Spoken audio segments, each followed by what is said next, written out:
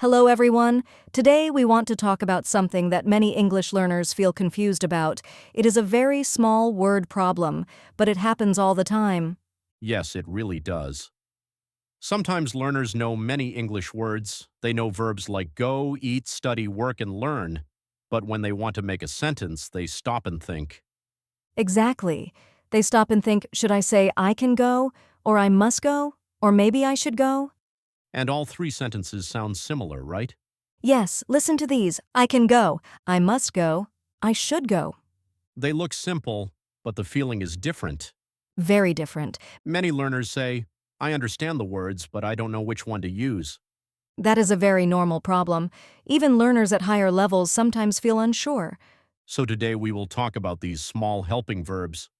Words like can, should, must, might, and could. But we are not going to study them like a grammar class. No grammar stress today. Instead, we will talk about them in a natural conversation. We will use easy sentences. We will repeat together. And you can practice speaking with us. So if you can, speak out loud. Let's try a quick practice. Listen and repeat. I can learn English. I should practice every day. I must try again. Very good.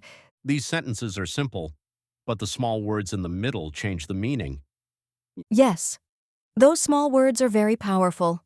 But don't worry, we will slowly understand them together. In the next part, we will start with one very common word, a word learners use every day, sometimes correctly, sometimes not. And once you understand that word, many other sentences will suddenly feel easier. So let's continue together. All right, let's start with a very common word. Yes, the word is can, Almost every English learner knows this word. but sometimes we still feel unsure how to use it. Let's start with a simple idea. Can often talks about ability. Ability means something you are able to do. For example, I can swim. Listen and repeat. I can swim. Another example, I can cook. Repeat with us. I can cook. And one more, I can speak English. Say it again slowly. I can speak English. Good. When we say can, we often mean we have the ability. But that is not the only meaning. Yes, sometimes can also talks about permission. For example, a student asks a teacher, "Can I open the window?" Let's repeat.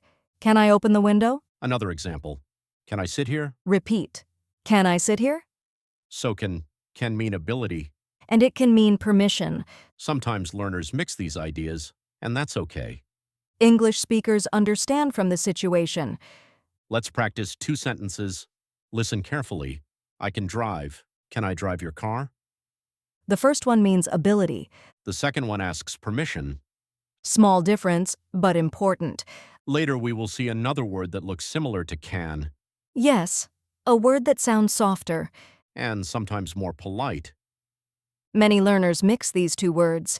But don't worry, in the next section we will explore that idea slowly. Stay with us. Now let's talk about another small word.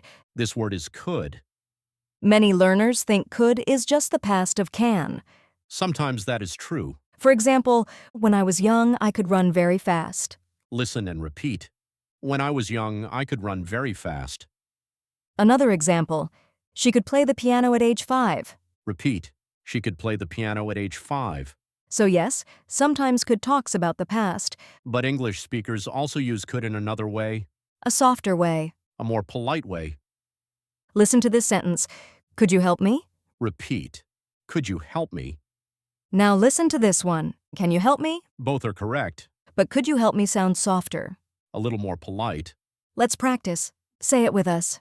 Can you open the door? Could you open the door? Very good. English speakers often use could when they want to sound gentle, Especially with strangers. or in formal situations. Let's try another. Can you repeat that? Could you repeat that? Again, both are correct. But one feels softer. These small feelings are important in English conversation. And many learners slowly notice them after listening a lot. Soon we will talk about another pair of words. These two words confuse many learners. Very, very often. The words are must and should. They look similar, but the meaning feels quite different. Let's explore that next. Now we arrive at a strong word. Yes, the word must. When English speakers say must, the feeling is strong. Very strong. It often means something is necessary. Something important. Listen to this. I must finish my work today. Repeat with us. I must finish my work today. Another example. You must wear a seatbelt. Repeat. You must wear a seatbelt. This sentence sounds like a rule. Yes, like a law or strong instruction. Let's try more practice. Listen and repeat. Students must study. Drivers must stop at red lights. Very good. But sometimes must is not a rule. Sometimes it is a strong personal feeling. For example, I must call my mother today. Repeat. I must call my mother today. Here it feels important to the speaker. Almost like a promise to themselves. So must carries strong energy, Strong need. strong importance. But English also has a softer word for advice. A word that sounds helpful, not strict. That word is should. And many learners are not sure when to use must or should. In the next section, we will slowly feel the difference. Stay with us. Now let's talk about should. This word is very common in daily conversation. And it feels softer than must. Much softer. Should often gives advice. Helpful advice. Listen, you should drink more water. Repeat. You should drink more water. Another example, you should practice English every day. Say it with us. You should practice English every day. When we say should, we are not forcing someone. We are just suggesting something good. Let's compare. You must study tonight. You should study tonight. Hear the difference? The first feels strict. The second feels like friendly advice. Let's repeat both. You must study tonight. You should study tonight. Good practice. English learners often say must when they actually mean should, Yes, that happens a lot. but with listening practice, the feeling becomes clearer. In normal conversation, should appears very often. Friends use it, Teachers use it. parents use it. Let's try one more. You should rest. You should try again. Nice and simple. Soon we will talk about two more interesting words. Words that talk about possibility. Things that may happen or may not happen. Let's explore that next.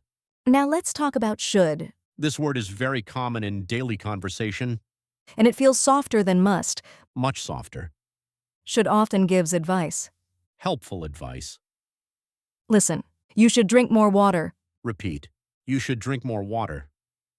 Another example, you should practice English every day. Say it with us. You should practice English every day. When we say should, we are not forcing someone. We are just suggesting something good. Let's compare. You must study tonight. You should study tonight. Hear the difference? The first feels strict. The second feels like friendly advice. Let's repeat both. You must study tonight. You should study tonight. Good practice. English learners often say must when they actually mean should. Yes, that happens a lot.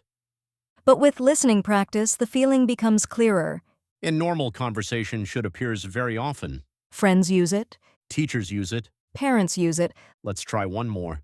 You should rest. You should try again. Nice and simple. Soon we will talk about two more interesting words. Words that talk about possibility. Things that may happen or may not happen. Let's explore that next. Now we enter the world of possibility. Yes, when we are not 100% sure. English has words like might and may. These words show uncertainty. Listen to this sentence. It might rain today. Repeat. It might rain today. We are not sure. Maybe yes, maybe no. Another example. She might come to the party. Repeat. She might come to the party. Let's try may. I may visit my friend tomorrow. Say it with us. Again, the idea is possibility, Not a plan, not a promise. just a possibility. Let's practice two sentences. It might be true. It may be true. Both are similar. Very similar in everyday English. Many learners worry about choosing the perfect word. But in conversation, people understand the idea. Ability, advice, rules, possibility. These small verbs help us show our meaning. But here is the interesting thing, Many learners try to memorize rules. and that can feel confusing. In the next part, we will talk about a simpler way to understand these verbs. Stay with us. So far, we practiced many sentences. That sounds like many rules. But there is a simpler way to understand them. Instead of thinking about grammar, Think about feeling. each modal verb has a feeling. Let's review together. Can often feels like ability. I can swim. Repeat. I can swim. Should feels like advice. You should rest. Repeat. You should rest. Must feel strong and necessary. I must finish this. Repeat. I must finish this. Might and may feel uncertain. It might rain. Repeat. It might rain. When learners focus on the feeling, sentences become easier. Instead of asking, which grammar rule is this? Ask, what feeling do I want to show? Ability, Advice? possibility. Or strong necessity? In the next part, we will finally connect all these ideas together. And you will see why these small verbs are so powerful in conversation. Let's continue. Now we can share the main idea. Yes. The important secret about modal verbs. Modal verbs do not describe the action. They describe your attitude toward the action. Let's look at a simple verb, go. Now listen to these sentences. I can go, I should go, I must go, I might go. Person 1, The action is the same, go. but the speaker's feeling changes. Ability, advice, necessity, possibility. That is the real job of modal verbs. They show the speaker's thinking. Let's practice again. Listen and repeat. I can learn this, I should learn this. I must learn this, I might learn this. Each sentence gives a different feeling. And when you listen to English conversations, you hear these feelings everywhere. Friends giving advice, teachers giving rules, people talking about possibilities. These tiny verbs help express all of that. And once you notice this idea, modal verbs become much clearer. In our final section, we will review everything slowly and help you feel more confident using them. Stay with us for the final practice. We talked about many sentences today. But the goal was simple. To help you feel comfortable with modal verbs. Let's review slowly. Repeat after us. I can learn English. Good. You should practice every day. Nice. I must finish my work. Very good. Person 1, It might rain today. great job. Remember, modal verbs show your feeling about an action. Ability, Advice, necessity, possibility. and you don't need to speak perfectly. Just practice simple sentences.